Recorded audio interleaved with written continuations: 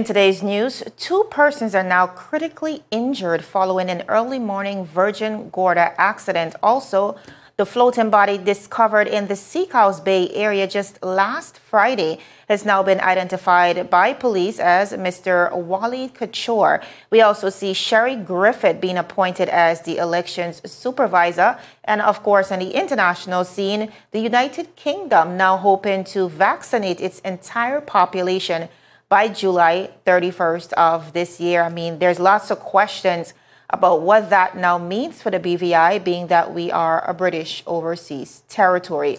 All that and so much more on today's edition of 284 News.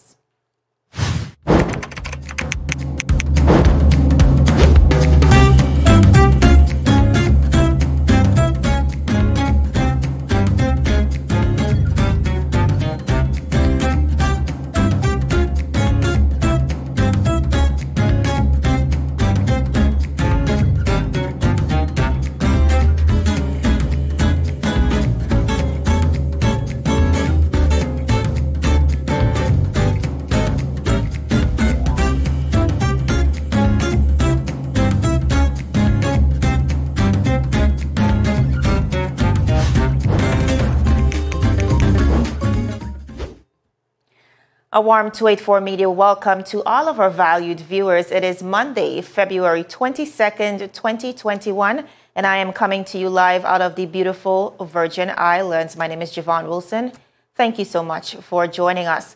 Now, topping our headlines, the body the body discovered in Seacoast Bay has now been identified as 40-year-old Brazilian Mr. Waleid Kachhour. Also, we see very tragic accident in Virgin Gorda, Sister Island, Virgin Gorda this morning in the North Sound area. 2 persons are now critical as a result of that accident and 2 others injured as well. And of course, on the international scene, the United Kingdom hoping to vaccinate their entire population by July 31st of this year. Now, viewers, that's just a few of what we're getting into today, beginning with very tragic news. The Royal Virgin Islands Police Force has now positively identified the remains of the body floating in the Seacoast Bay last Friday. The decedent was Lebanese native Mr. Waleid Kachhour. Now, the details were confirmed by the Royal Virgin Islands Police Force Information Officer, Ms. Diane Drayton, who said, and I quote, "Detectives are now able to release the name of the person whose body was recovered in the water next to the Seacoast Bay Community Center. The deceased is Waleid Kachhour, a native of Brazil who resided in Manuel Reef. Kachhour's death is now being treated as a homicide." End of quote. Now, viewers, Mr. Kachhour was just 40 years of age. Now, according to reports, the body was discovered on Friday morning. Foul play was immediately suspected as both the hands and feet of the victim were bound as he was taken out of the water. As a result, the case is now being investigated by the Royal Virgin Islands Police Force as a homicide. 284 Media would like to take this opportunity to extend our deepest condolences to the family and friends of the deceased. Now, as we move on, 18 student winners from throughout the British Virgin Islands were recognized and awarded for their participation in the We Recycle student competition.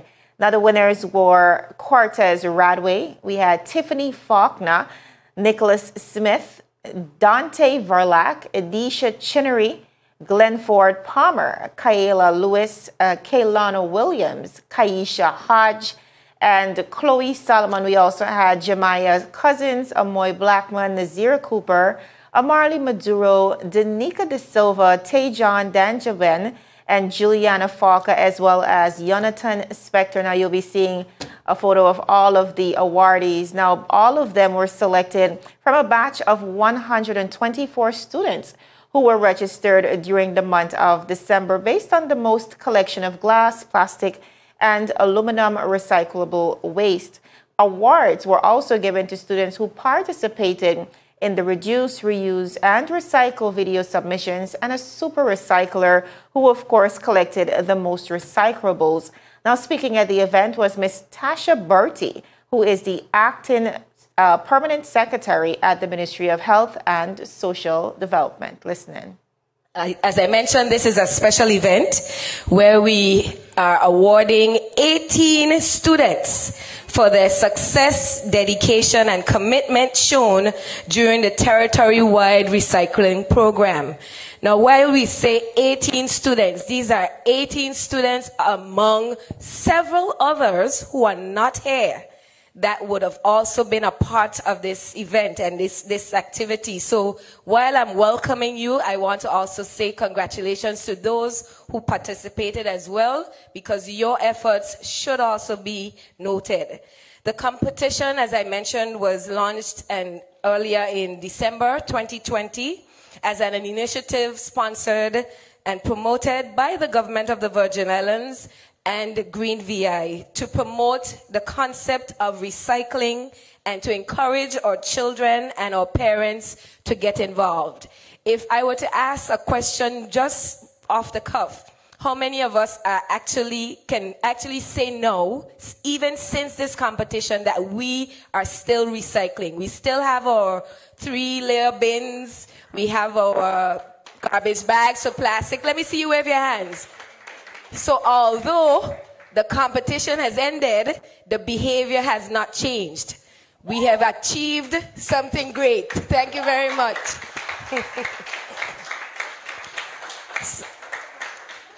And that's commendable. I too am doing my little recycling. Now, the competition was open, as I mentioned, to all students across the territory and focused on glass, aluminum, and plastic recycling. And the initiative, of course, was geared to impart knowledge to the community as well as to practice what we call those 7 R's.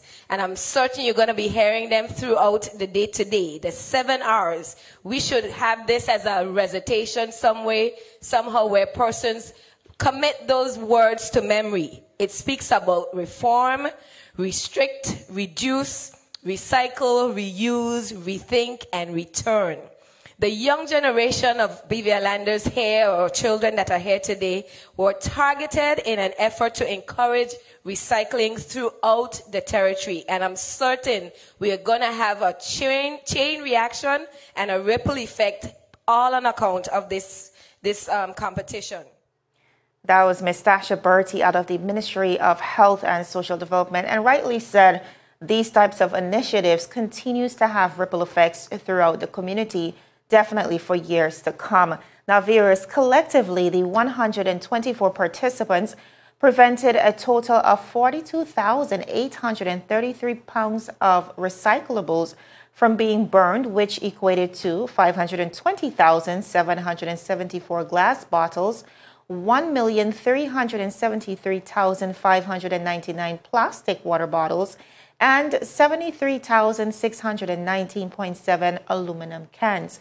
Now, the Minister of Health, Honorable Carvin Malone, explained that the intention has always been to utilize schools and prompt student participation prior to the COVID-19 pandemic, but due to the lockdowns and restrictions, there was a delay in the startup. Minister Malone, however, praised the additional support rendered from the Minister of Finance, the Minister for Education, and the Minister for Natural Resources for kickstarting the house-to-house waste collection system that prompted the enhanced recycling efforts. Honorable Malone said, and I quote, "Waste is not anything new anywhere in the world, and it is an issue no matter where you are. But we must be able to look at better ways in which we collect waste. At the end of the day, you students are ambassadors for the environment," said Minister Malone. Now, viewers, still ahead, an early morning accident has now left 2 in a critical condition in the sister island Virgin Gorda. Property owners are now being offered, their taxes are now being afforded some level of leniency from government. And we also see the government establishing an inquiry response unit for the Commission of Inquiry. More news coming your way after this quick commercial break. Stick with us.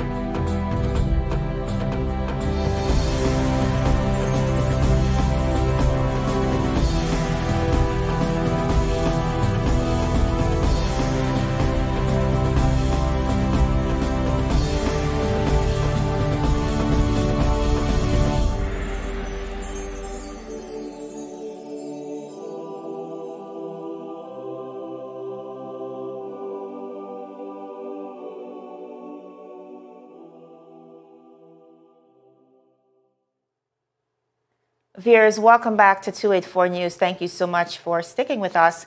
Now, more on the local scene. We see the Royal Virgin Islands Police Force is now investigating a crash that occurred early this morning, leaving at least 2 people in a critical condition and 2 others injured. Now, this was confirmed by the Royal Virgin Islands Police Force Information Officer, Ms. Diane Drayton, who said, and I quote, "Police can confirm that they attended at a lone vehicle accident in Virgin Gorda. 4 persons are being treated for injuries. 2 are in a serious condition." End of quote. Now, viewers, a video is circulating on social media. I'm sure many of you would have seen that by now.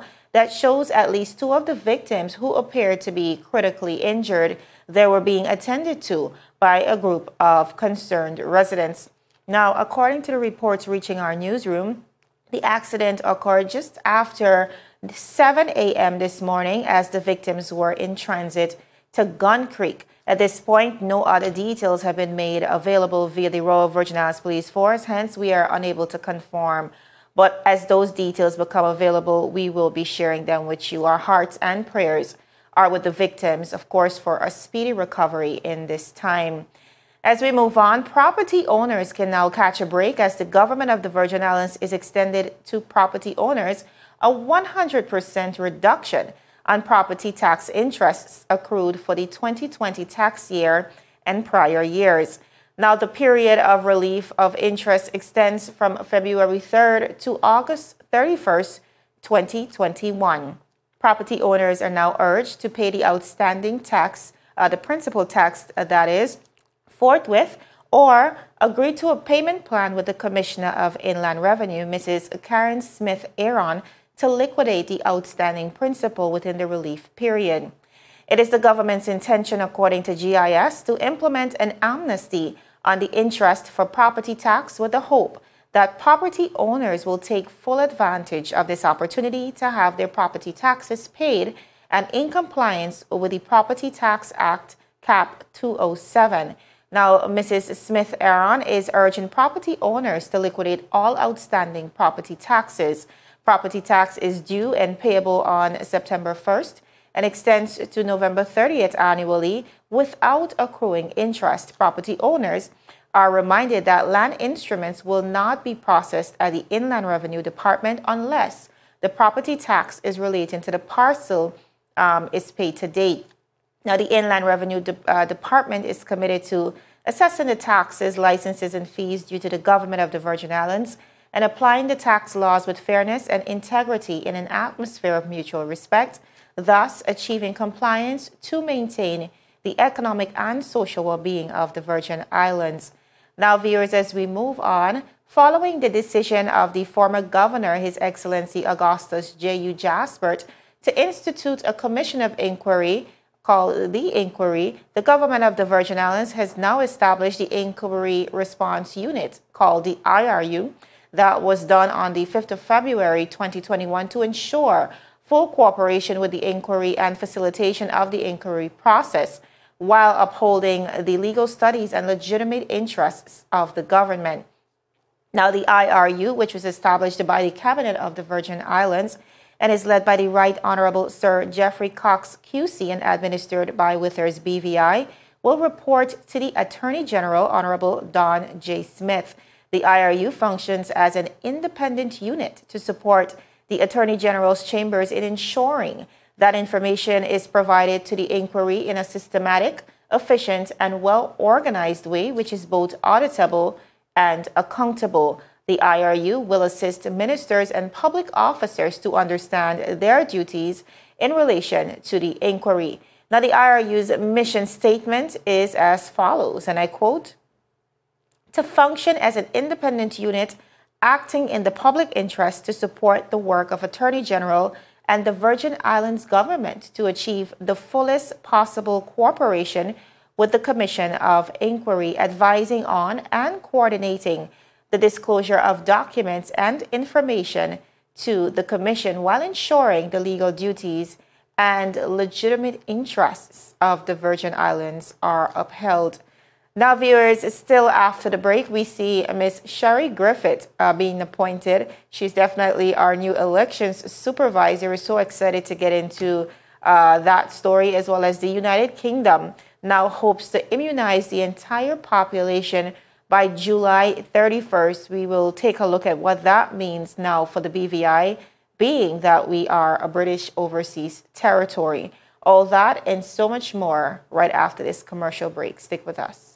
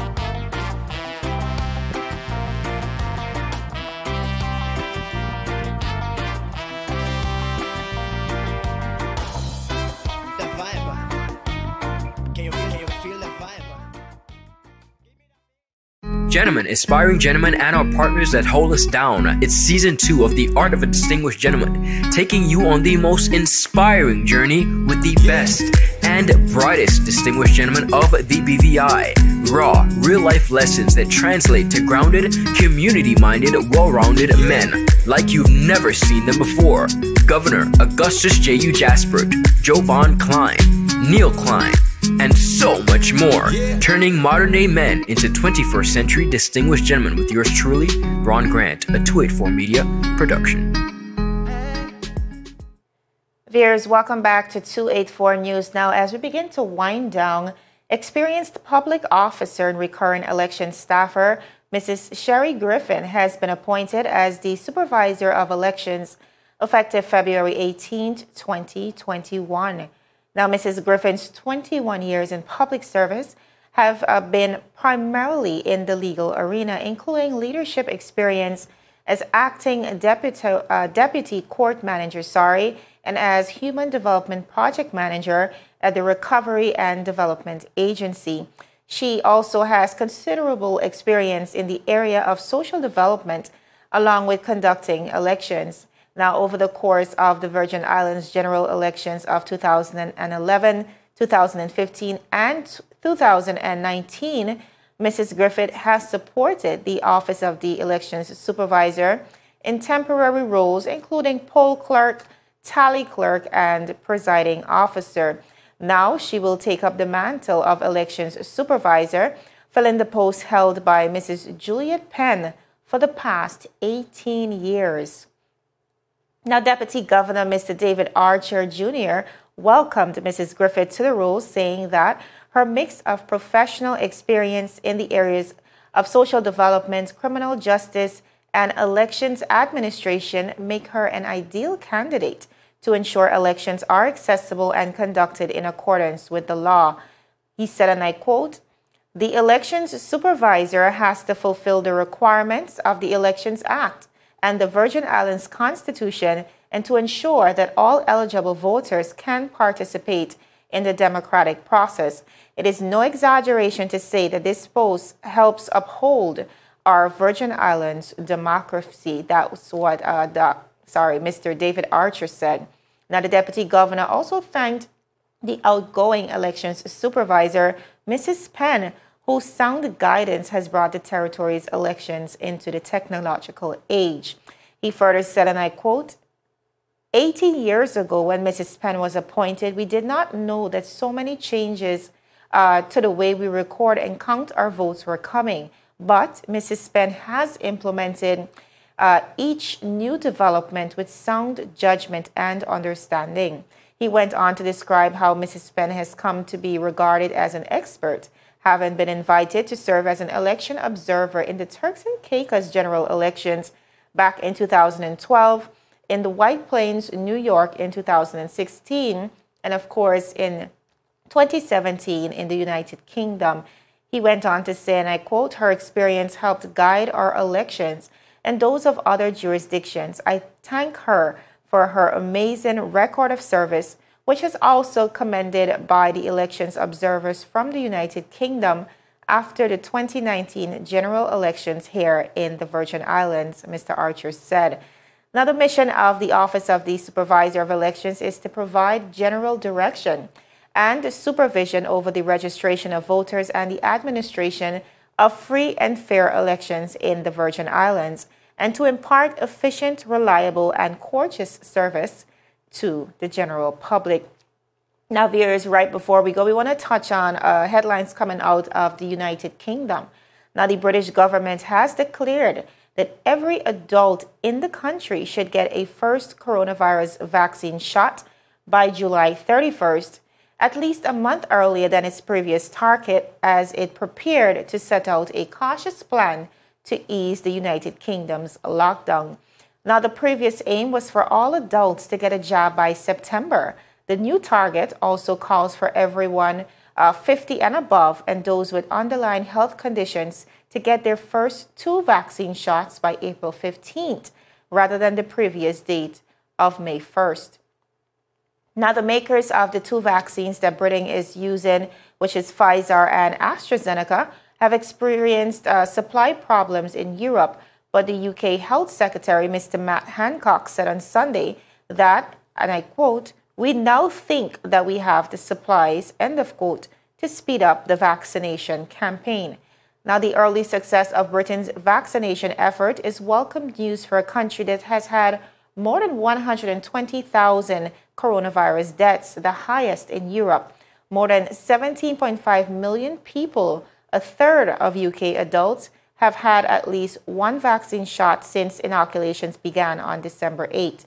Britain is now delaying giving the second vaccine doses until 12 weeks after the first, rather than 3 to 4 weeks, in order to give more people partial protection quickly. Now, the approach has been criticized in some countries and by Pfizer, which says it does not have any data to support the interval, but it is backed by the UK's government's scientific advisors. Now, despite the success of Europe's fastest vaccination campaign, the UK government has been accused of failing to protect disabled people who are among the most at risk from coronavirus. The Office for National Statistics has found that 60% of people who died of coronavirus in England in 2020 had a physical or a mental disability, but many disabled people, apart from those with severe or profound learning disabilities, have not been put in a priority group for vaccination. Now, viewers, news of the new vaccine targets comes as Prime Minister Boris Johnson met on Sunday with senior ministers to finalize a roadmap out of the national lockdown. He plans to announce details in Parliament today. Now, faced with a dominant virus variant that scientists say is more than transmissible than the original virus, Britain has spent much of the winter under a very tight lockdown. Bars, restaurants, gyms, schools, hair salons, and all other non-essential shops have been closed. Grocery stores, pharmacies, and takeaway food venues are still open. The government has stressed that economic and social reopenings will be slow and cautious, with non-essential shopping or outdoor socializing unlikely before April. Now, many children will go back to schools beginning on March 4th, and nursing home residents will be able to have at least 1 visitor from the same date. Now, Johnson's Conservative government has been accused of reopening the country too quickly after the first lockdown just last year. The number of new confirmed cases, hospitalizations, and deaths are all declining, were declining in February, but remain high. And Johnson says his reopening and roadmap will follow data and not dates. A very dire situation in the United Kingdom as they struggle with the new variant of the coronavirus. Many countries like the United Kingdom are now forging forward with getting at least the majority of the population vaccinated. Here we see the United Kingdom truly going against what experts are saying, Pfizer experts and other brands, that you must receive the first and second dose within a 4-week period. However, in order to inoculate the entire population, the United Kingdom is seeing it as a better alternative to apply just 1 dose, ensuring that that second dose goes to somebody else who might be affected by the coronavirus.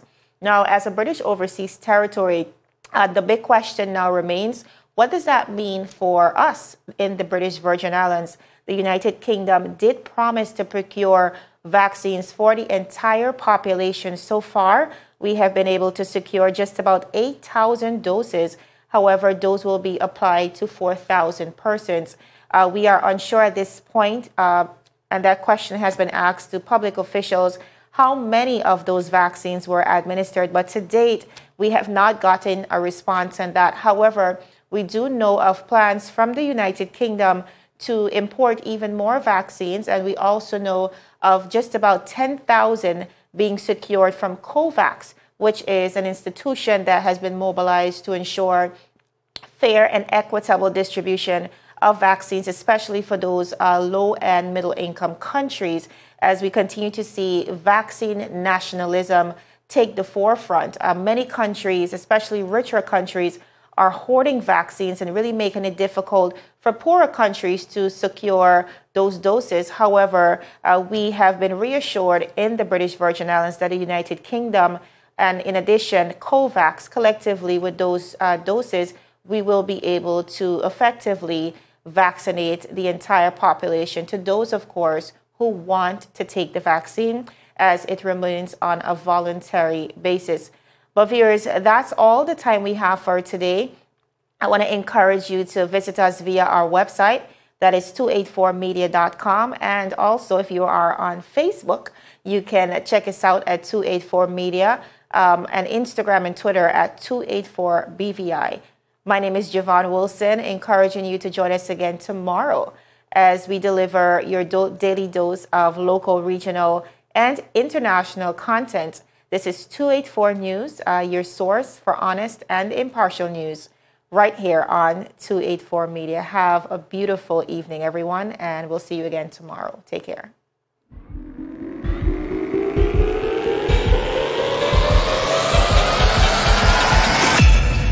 Hey, Johnson.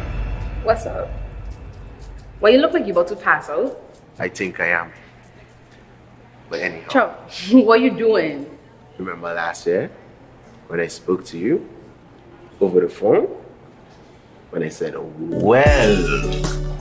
Anyhow, ever since that moment, I was wanting to take this step further with you. OMG, Johnson! I want to know if you, Via, would officially have me as your sales rep with a friend. What? To get live with our February promotions. Huh? Get live, get love, and get gifted. Bring a friend to CCT to sign up for a Freedom Plan, take a picture with them in the store, and post to social media with the hashtag GetLiveCCT. Then put your receipt with your number in the golden basket and wait on a call from Jante. First place gets $500 each. Second place, matching Samsung Galaxy A30s. And third place, $150 shopping vouchers each to One-Mart. So what you really saying? Really? And I could bring a friend too? More the merrier.